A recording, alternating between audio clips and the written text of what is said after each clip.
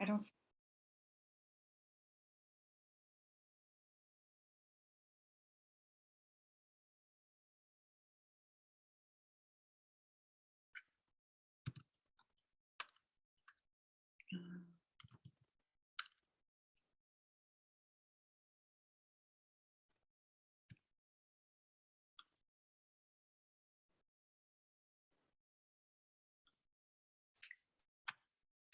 I was looking like our Zoom room's not working. No, it's working. It's just okay. So I'm gonna make you a co-host so you can see what I see, and I have to. Oh, you guys are together. I was looking for him. Okay, and now I need to find. Hi, my name is Marta Vidal. I work for CABE, and I'll be helping facilitate. I'm just looking for a board member. Nice to meet you. Thank you, everyone who's here right now. Sorry, it's been a day, so we're gonna keep going. I understand. There she is.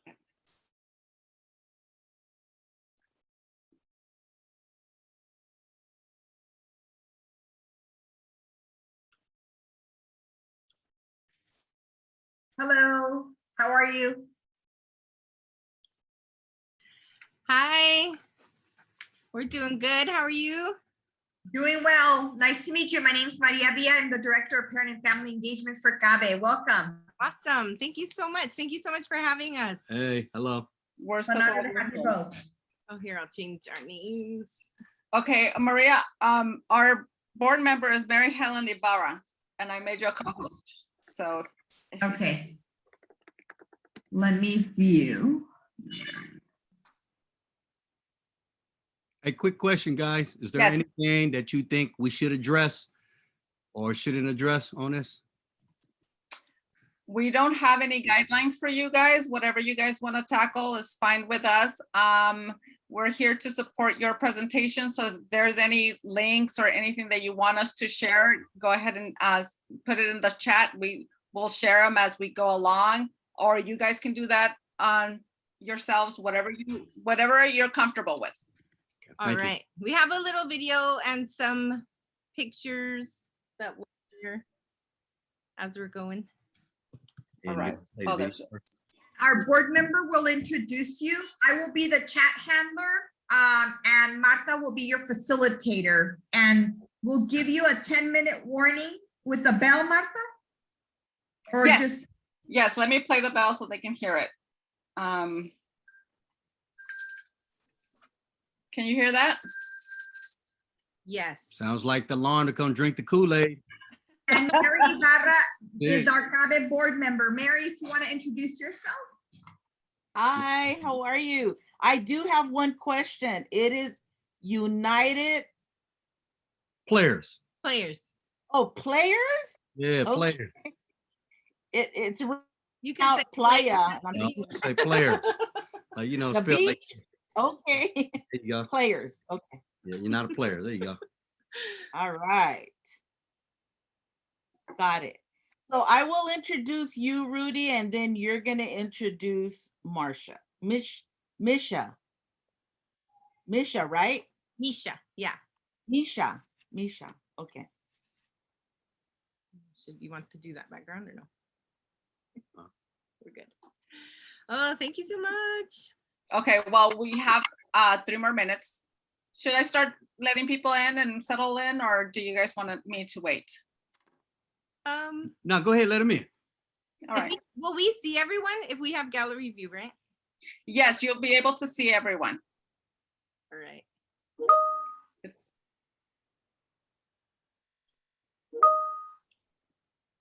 There, I opened the door. You sure did. They all in the building now. Thank you for joining us. Hello, everyone. Hello, everybody. We will start in a little bit. Right.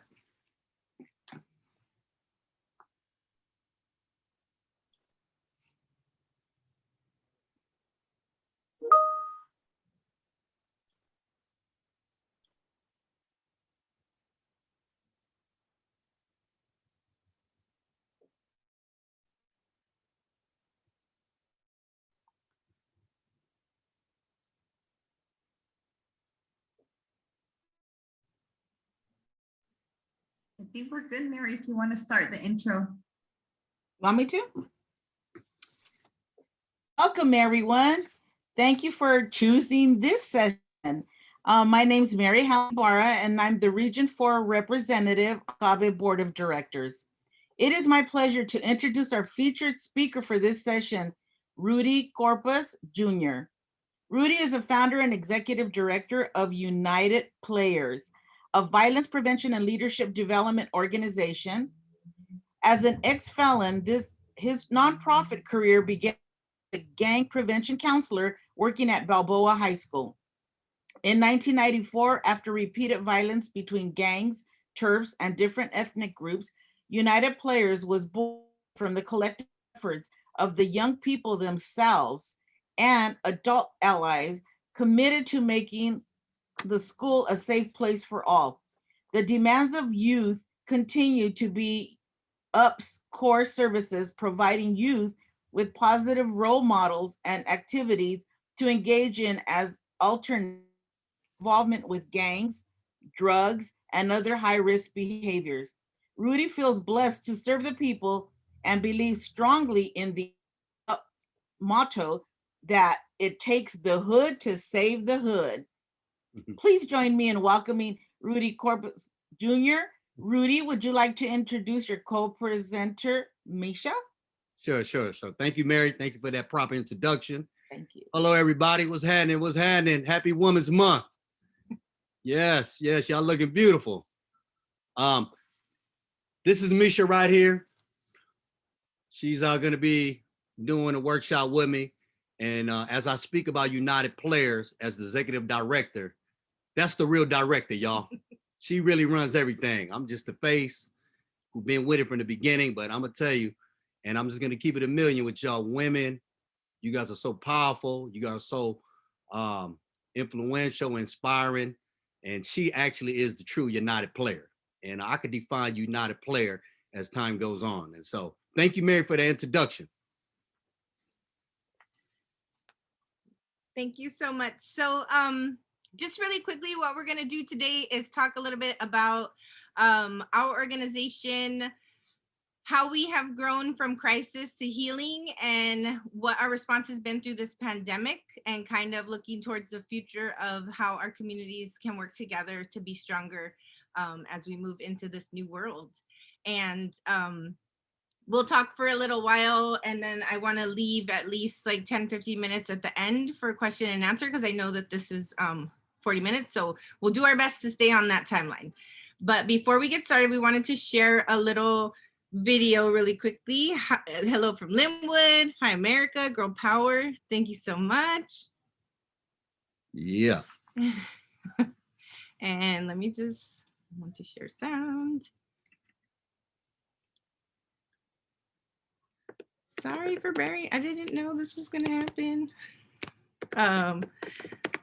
This the new world, the way we live in, y'all. Yeah, so we so just gotta adapt. We've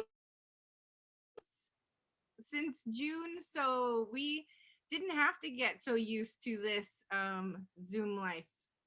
So I'm trying now. Sorry. You're good. We all go through this technology. We're honored to have you both with us. I should get one of my kids over here to help me. They're better at this than we are. I got it. So move. In the memory of Martin Luther.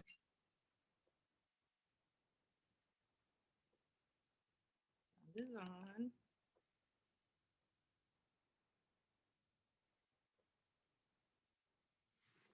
Sorry. My system.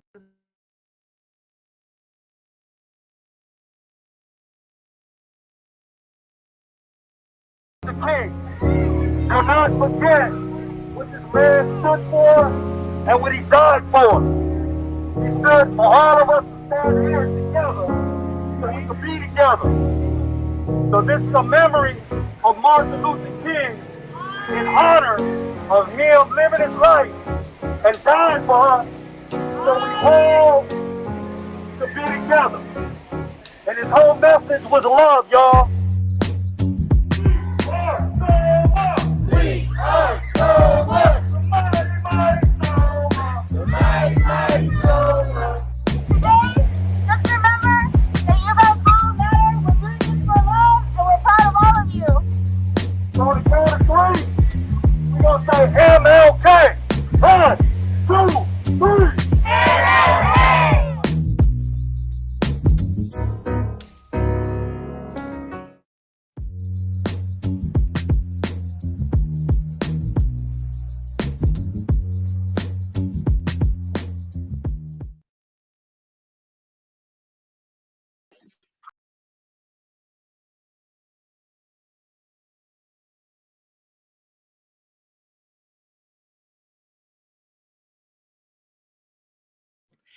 Can you still see my screen? There we go. Stop share. All right. So now I will turn it over to Rudy. Yeah, and so it wasn't for her, I wouldn't know how to do any of that stuff. So thank you, Misha. First of all, I just want to take my hats off to everybody who who actually serves kids, who serves, frontline workers who's out there, boots to the ground, 10 toes to the floor, serving the people. It takes enormous amount of courage for us to do the things that we do to, actually watch kids and raise them right. And so before I start, to somebody on this line is Dr. Annie Rodriguez. She's actually the one who recommended me to get up on here and speak. And so thank you, Annie. I know you listen and I see you on here. Thank you so much for, choosing me to be one of the speakers. So I'm born and raised in San Francisco, right? I'm first generation Filipino here in San Francisco. I live in the South of Market, Tenderloin area, District 6, have 100 years of Filipino history. Was raised in a public school district in San Francisco. Really didn't graduate, I went to school, got kicked out of all these schools and ended up getting incarcerated, got caught up in the dope game in 88. And got an opportunity when I got out in 1993 to work at a program that gave me a second chance called the ELPS program at colleges. It's a second chance program, extended opportunity program services to help people better themselves. And so at that time, they actually gave me the opportunity to work with guys who was coming home from prison, guys who was in halfway houses, and Cassia was just on the streets. And so when I started working, I started really liking the work that I was doing, helping people out. And I got hired from another organization in Burnham Heights Neighborhood Center called, it was United Players program that came up out of me being involved with gang prevention. And that started with what Mary was saying, a big riding suit at the high school we was at, Balboa High School, between Blacks and Filipinos, and then escalated to Samoans and Latinos. And the way we worked, what I learned when you incarcerated, if you're gonna stop war, you gotta bring the people who can make the decisions inside the prison. And so what I did the same thing that we did inside the jailhouses, and we brought the kids together who was in a fight that was actually making the decisions. And we gave the power to the people. And all the kids who was in a fight, they was very comfortable with having no administration in the room. They was comfortable with having no police in the room.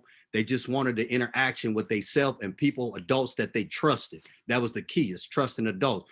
And as we sat there, we asked the kids what they thought would work to stop the violence. And they came up with all the solutions. And so they even named the organization that's called United Players.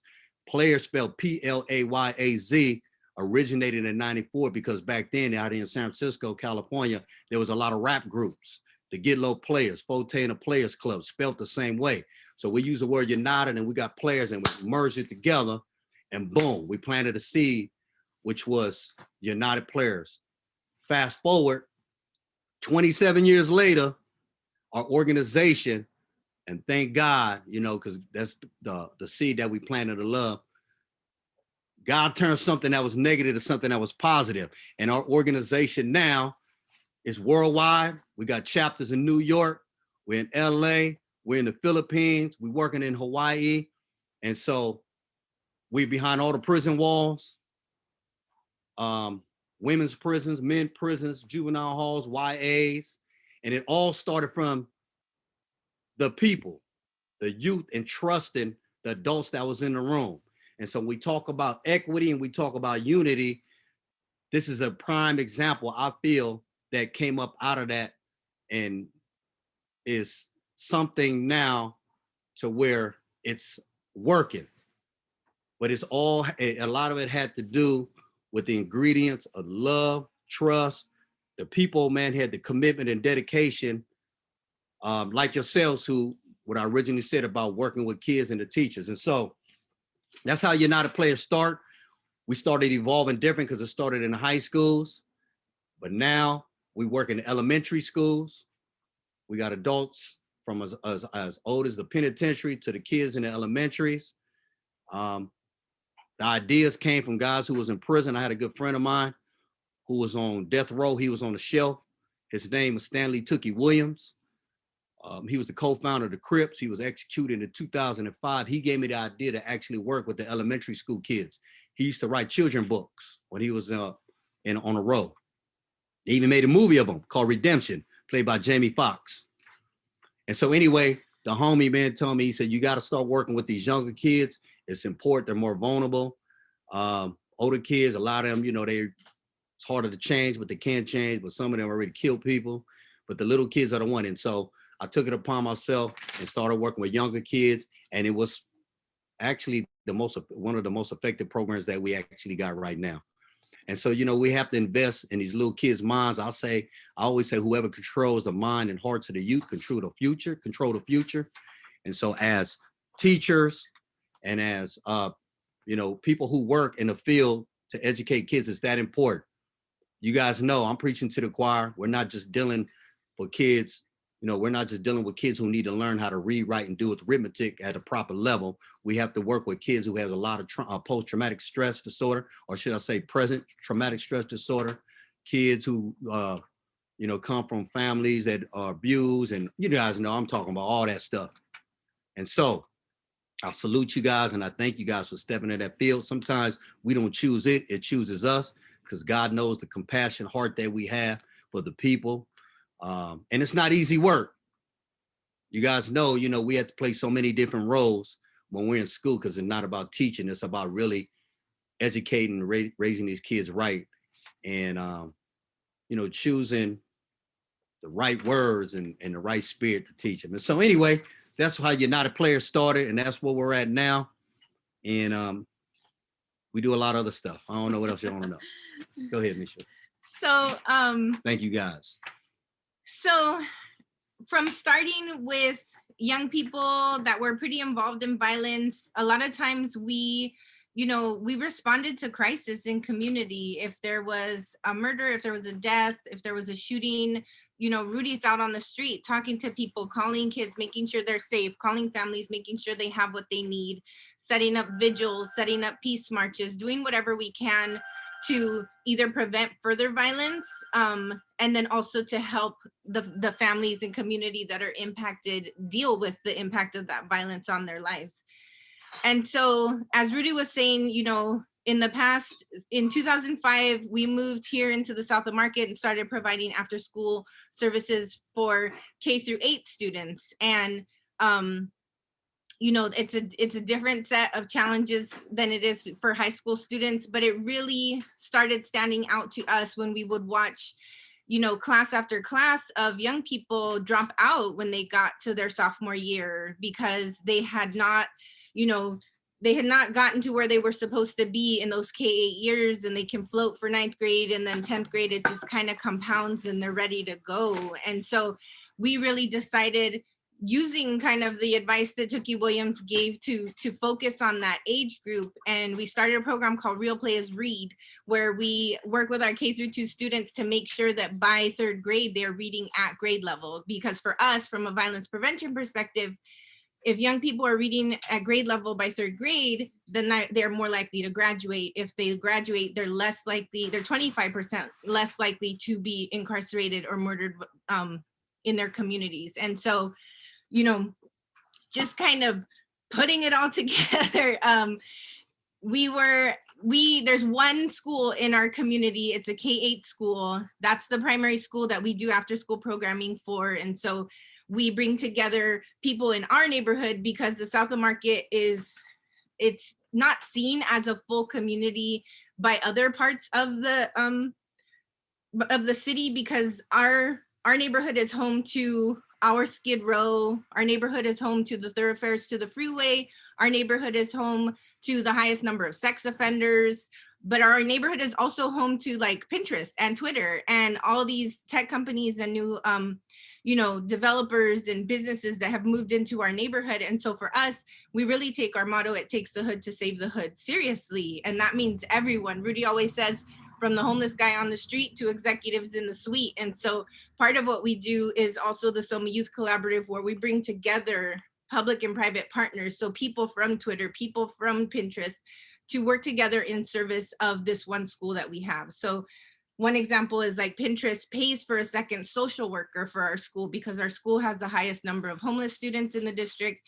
85% of the kids they get free or reduced lunch, and the other 15 would qualify, but they just don't get the paperwork in. And so we really know the depth of need that our families are coming to school with. And so one of the things that we did last year, it was the week before shelter in place, we had fundraised to do a cashless book fair. So like, our school has not had book fairs in years. They don't even pass out the Scholastic flyers because it's just rough, because most kids can't afford something. And so we raised the money with some of those public or private partners to just give each kid $20 credit to have books and pick out what they wanted, so they felt like they were shopping. And so here we all are. They're telling us how crazy the pandemic is about to like hit.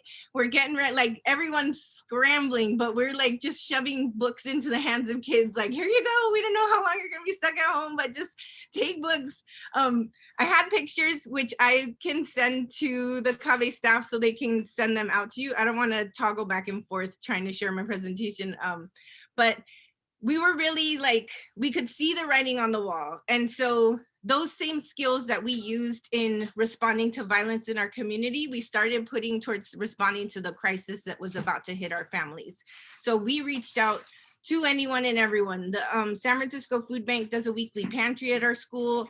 And so, we were lobbying them, you have to keep this going. The school's gonna close, but this weekly pantry has to keep going because families are gonna need it. And so with the San Francisco Food Bank, and then some of the lifers that we work with that have come home from parole, from life sentences, we staffed that food bank. And Epic Church, which is in our neighborhood and is a great partner, we staffed that food bank up until from March to October. And then Epic Church has kept it going, but we made sure that that service was going to stay there for the community. We were calling Twitter, we were calling all these different companies that closed, and we're like, give us your toilet paper, give us your paper towels, like anything that you have. And so we became like a community kind of drop-off space, and we're just distributing out all of that kind of all of those essential items to families and people in our community who needed it. And then as a part of what we were doing with the food bank, we delivered food to families also, because a lot of our families don't have cars. And so we didn't want people getting on transportation.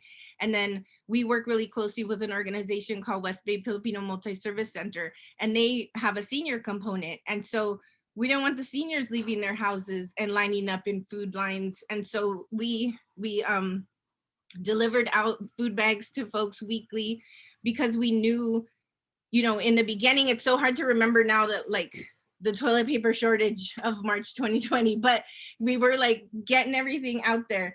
And so we went from being youth service providers to doing unemployment with folks, getting them connected with their landlords to make sure that they didn't get kicked out because of not paying their rent, getting folks connected to COVID testing, getting folks connected to healthcare. And that was our, crisis mode. We just went into action, and we started holding monthly or weekly meetings with some of the other service providers in our neighborhood. And the really hard part was that a lot of folks were just virtual. And so we like just hit the ground running and have kind of not stopped since. And that's why I'm so bad at Zoom. But so once we started with our kids doing virtual programming, we set up a little schedule with them, and our staff were just like, you know, playing Fortnite with them, reading stories with them, doing scavenger hunts in their houses. But that was our way of seeing them and making sure that they were okay, but and also maintaining that connection. And then once the school district started their distance learning, the novelty of Zoom wore off, and we were already calling, like in San Francisco, it's called the Department of Children, Youth, and Families that funds our after school services. And so we were calling them and saying, like, if we are opening as soon as possible, so just like we're letting you know to let us know as soon as we can. So by June 15th, we were able to start in-person summer program with our youth. And like Rudy said about trust, a really big part of our success with that was that the families that we worked with already had that trust. They knew that we were going to keep their kids safe. And it's so hard to think now back to like what June was, but there was still a lot of confusion about the virus. There was still not so much knowledge. And so we all kind of took a chance and, you know, trusted San Francisco DPH and trusted that the CDC was telling us what was right. And like, praise God, we had no COVID cases over that summer. And so it was just amazing to see the young people come back in person, their spirits brightened in being with other young people. And, you know, we cannot praise our staff enough for being willing to come out and come into work every day to serve these young people. Frontline soldiers. Who, you know, they don't have places. You know, a lot of our young people, they might live in a single room. There are a lot of SRO single room occupancy hotels in our neighborhood. And a lot of young people live in really small spaces with a lot of people. And so just to get out, our neighborhood has the least amount of open space in San Francisco. And yeah, it's the mental health crisis that has come from this situation of young people being at home is really devastating. And so even just in our program alone, we've had young people 5150 and seeing that pain not only in a young person but in their family as they all try to deal with this has just been really hard. But we keep our hope up, and mostly being in community, you know, like this time sucks, but hey, we're in it together. And that's kind of been our like spirit moving forward. But so I think I'm trying to keep an eye on the time. Answer that question. It says, can you discuss your reading program?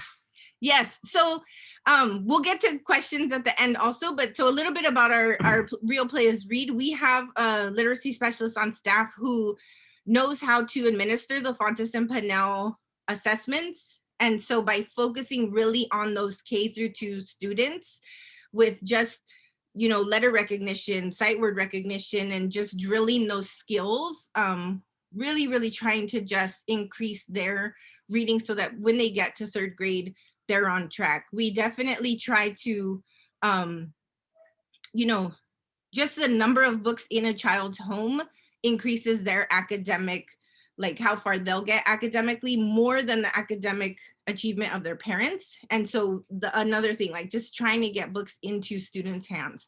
But so being able to kind of leverage all of those resources around us in support of our families at this time has been huge. And there have been community members from across the board that have helped and contributed and supported us in making this happen.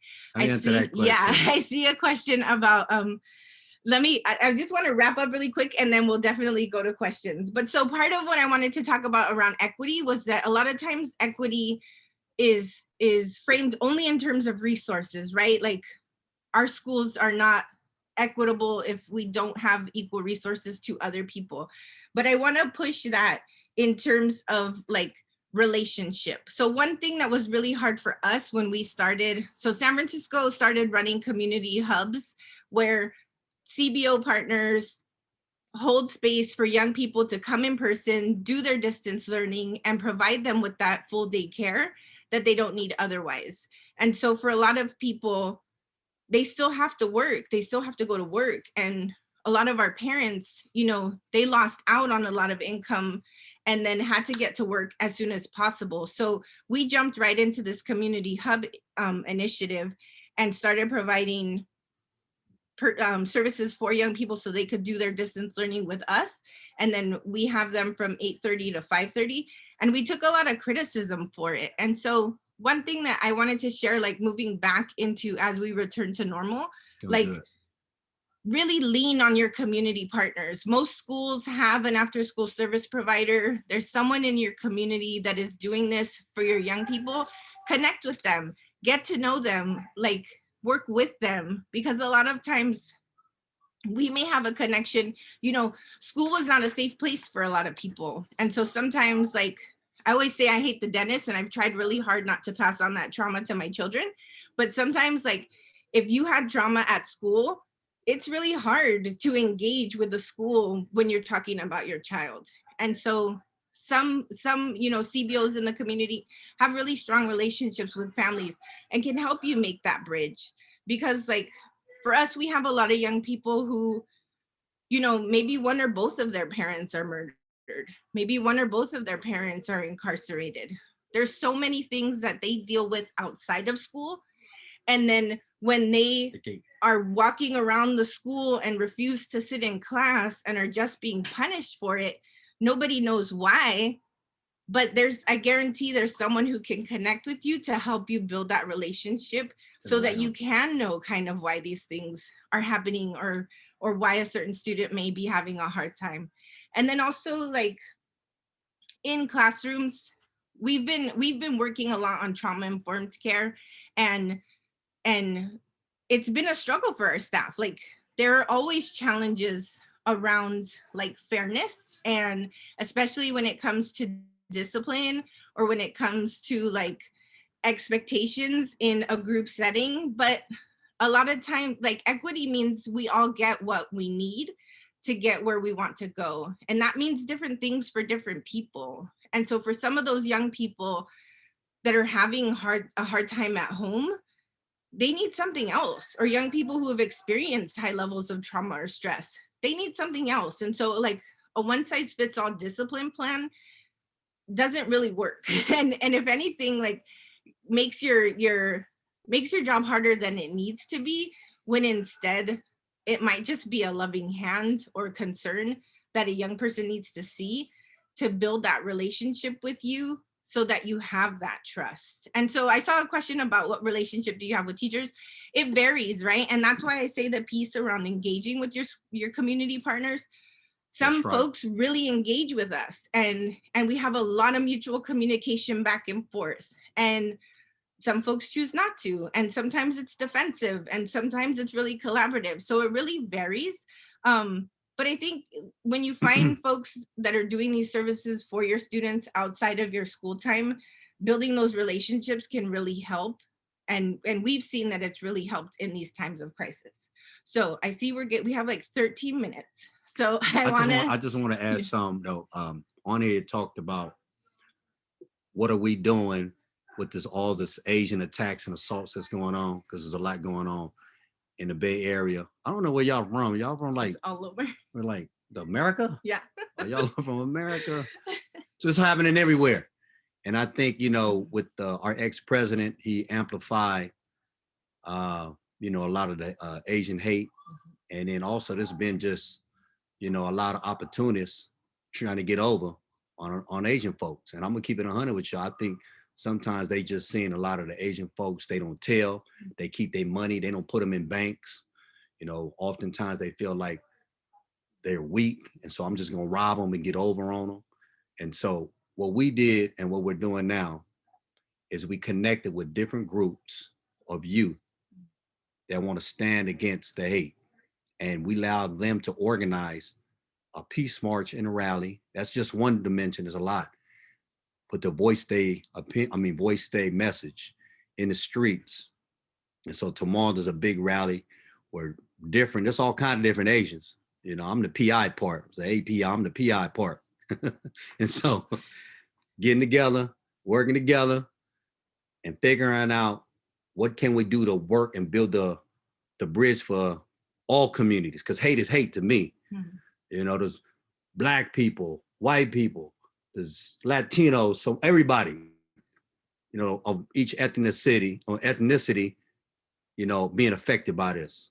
And so how do we work together and come, to work in unity to figure this out together? Because I'll tell you this much, right? What a lot of people is missing is that they got that George Floyd thing going on and they got the jurors. And so if they know how to separate the black and the brown, which we are natural born allies, and they separate us, and that verdict come out to be he's not guilty, shoot. So you guys, we got to be very careful, man, of how the narrative is being changed in the media. Because I'm gonna tell you like this, and I'm not against no, different, but I know black and brown, we natural born allies. We always been that way. That's how UP started. And so we got to be very careful and watch how they're changing the narrative with the media, because, we're gonna need each other. And so I think Misha said it too earlier. Make sure that you check with your resources in your community to help out in your school classes. Mm-hmm. If you got somebody who has a car that break down, you ain't gonna call a dentist, you're gonna call a mechanic. If you got kids in your school that have issues and problems with violence or gangs or whatever, call somebody who's an expert at that. Don't try to read a book and tell them that they ain't gonna feel you. You gotta do your best to find the resources. They give them, they do it for free. That's what they do. And so use your resources, work together. It's important that we work together, because not all teachers are teachers, and not everybody in this game, man, is there really to help these kids out. They got a lot of predators. And so, just be mindful of those things. You see, man, how school's going now. Some of the worst people, man, that's dealing with our school district is the people who's supposed to be making the decisions for the schools. And so I don't know if any of y'all on here, but I know that's my experience. And so, but we got to hold them accountable and get rid of them, and make way for people. And to me, it doesn't matter, they talk about we need more Filipino teachers. Now, it ain't about it's about having teachers that could do the right job. You know what I mean? Like they say about cops, we need more cops of color. Maybe we do, but I'd rather have a white cop that treats me fair than a black cop or Filipino cop that whoops my ass. You know what I mean? And so, it's about the people that really care and the people that, will really bring the best for the kids for our future, and so. Yeah, I want to add also, so, violence and gun violence especially has been part of our work all along. And one of the things that we do as an annual gun I'm a survivor buyback, of gun violence. I've been surviving twice from gun violence. We do an annual gun buyback where we, the first couple of times it had fallen out of favor with the city and didn't have funding. And we got the medical cannabis dispensaries in our neighborhood to put up the money to hold the gun buyback. And so here we were, the weed stores, the cops, and us working together, and we got over 200 guns off the street. And so in the last few years, we've removed over 2,000 guns from the streets of the larger Bay Area, because this issue impacts everybody. And so violence is something that we have fought always. And but be mindful, I'm not against the Second Amendment, but I'm against senseless gun violence. You know what I mean? You just seen what happened. Was that in Denver? Mm-hmm. But happening all over the nation, right? You got people, man, pulling out guns who have no control of their emotions. They don't have no control of how they know how to deal with their partners and their relationships. And they go ahead and pull out them guns. And when you pull the trigger, you don't know who that bullet's gonna hit. And so, I'm not against the Second Amendment, but I am against senseless gun violence. Yeah, I want to get to some questions. There was a question around how do you create a community-centered kind of environment. We've been having our staff go through a training called TBRI, Trust-Based Relational Interventions. And I'll add that in the things to send out to participants. But it's been a really great tool for our staff to give them tools to use in the moment when a young person is having a hard time. But really, at the end of the day, it's about love. And I know that that's hard, and like love is an action word. Yeah. Love is spelled N-O. Oh, that's my favorite. It doesn't fit into the HR manual, or sometimes, there are policies around like how you can or cannot interact, but young people feel it right off the bat, whether or not you care about them, whether or not you like them or don't like them. It doesn't matter what you say, it's what you do. And young people feel that right away. And small things like making an effort to get to know them is what shows that you care. And it's really not big demonstrative things, just showing up, taking an interest, making time to have conversation about who they are, and what they like, and seeing that and just continuing to work on that really helps to build that trust and relationship. Are there other questions in the chat we can answer? By the way, we got 20 staff, right? We got over 180 kids in our program that we currently serve. 75% of my staff were restorative justice, ex-felons that are back, giving back to a community we used to destroy. And majority of the staff that we have, and people, man, you criticize a lot, are murderers. And so they say, how do killers work with the kids? But some of these guys who we have are some of the most loyalist and most committed and dedicated staff you will ever have. And so, you know, I'm very thankful that God has put us in a position to work with the kids in the way we work with them, because I know we make an impact. 2 of our staff got life sentences as juveniles, so they were 15 when they caught their cases. And so even just to have a young person like that, or a person like that who can speak to young people about the mistakes that they made in their life and what that costs them, is huge. And it's different than like learning about it from a movie or seeing it on TV. And the way that folks are giving back is just huge. And that community that we build together is really intergenerational, and we really live our motto. And the biggest part of that is helping young people understand they have a responsibility to their community, but their community has a responsibility to them also. So we engage them in community service as well. A lot of that has changed because of COVID, but they still do little community cleanups in our neighborhood. Like, they're still working because that's what we've instilled in them. Let me share this. I have a guy in our staff who did 45 years straight in prison. He was locked up. He was a B number, right? In 1970, he came home after 45 years and him working with the kids, right? People was like, man, how you gonna have that dude work with the kids? But he's one of the most amazing work with the kids. And what I found out is he didn't bring, you know, like what he brought for the kids brought back more for him, because the kids are like medicine. You know what I mean? They actually healed him. And so it's, you know, it's a trip seeing how these kids who we work with actually are healers when you show them, you know, that positive energy and that love, that it comes back and it reciprocates to you. And so, you know, it's like animals. They know if you walk in a room and you got bad energy, they gonna run out the room. You know what I mean? And sometimes so kids don't want to get away from run you. Out the room. Stay away from you. You got bad energy. You gotta be prepared. So I'm sorry we don't have much time for questions. I'm trying to see if there's more in the. Anyone have a burning one that they want to get? Is this questions that we're doing like this? Right? People are making comments. Oh, they can't just talk to us? Yeah, I don't know. Unmute some of them. Talk to them. Any of y'all from the Bay Area? My anti-racist collective just discussed creating a program similar to yours. I live in San Jose, so if you could drop your email and maybe come support collective, it would be amazing if we can plan this together, and we would like a similar program in San Jose. Thank you.